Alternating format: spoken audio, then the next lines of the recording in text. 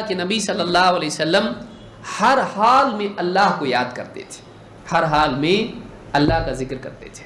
اللہ کے نبی صلی اللہ علیہ وسلم کو دیکھیے، حضرت عائشہ رضی اللہ تعالیٰ فرماتی ہیں، امام مسلم نے اس کو کتاب الحیض میں ذکر کیا ہے، اللہ کے نبی حضرت عائشہ فرماتی ہیں، اور یہ بیوی بتا رہی ہے، گھر کی زندگی آدمی باہر تو ٹھیک ہے، نمازیں ادا کر رہا ہے، لوگوں میں دین کی بات کر رہا ہے، گھر میں جانے کے بعد کھانا پینا اور جو بھی اس کی خواہشات اور لذتیں ہیں اور ذمہ داریاں ہیں ان میں لگ جاتا ہے۔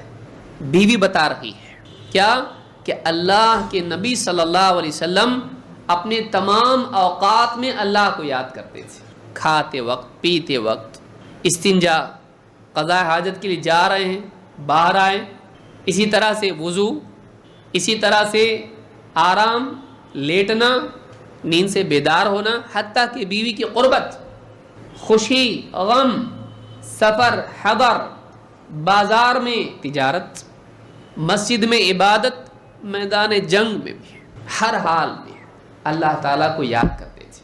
یہ سب سے اعلیٰ زندگی ہے جو کسی انسان کو نصیب ہو سکتی ہے۔ سب سے اعلیٰ زندگی کیا ہے؟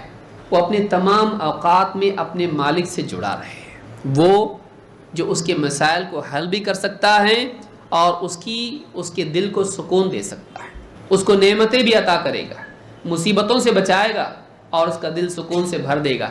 دیکھیے، گھر کا نعمتوں سے بھر جانا اور دل کا سکون سے بھر جانا، ان دو میں سے اگر چننے کے لیے کہا جائے، سوچی کیا ہے؟ عقل مند آدمی دوسری چیز کو ترجیح دے گا اگر دو میں سے ایک ملنے والا ہے، کیونکہ پھر آدمی غربت میں ہو، بیماری میں ہو، تکلیف میں ہو، مصیبت میں ہو، لیکن دل اس کا سکون والا ہے، نعمتوں سے چاہتا کیا ہے؟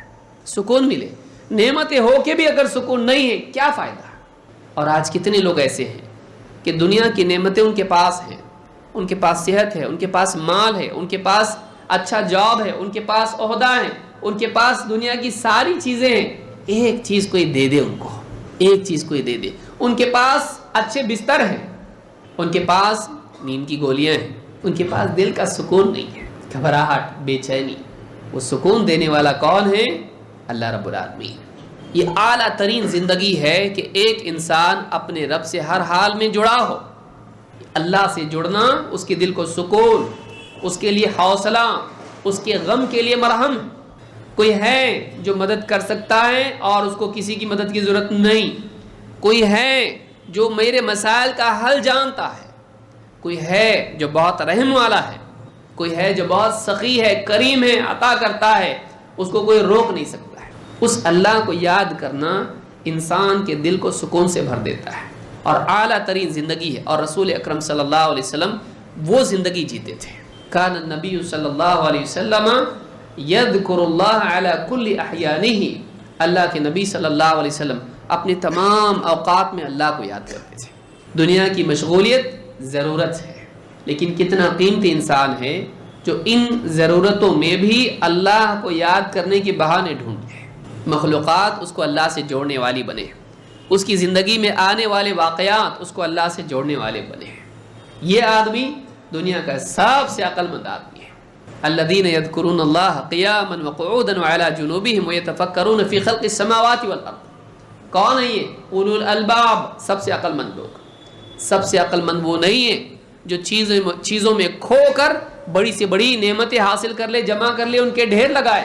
عقل مند یہ نہیں ہے۔ عقل مند وہ ہے جو چیزوں میں رہ کر بھی اپنے رب کو، ان چیزوں کے پیدا کرنے والے کو یاد رکھے۔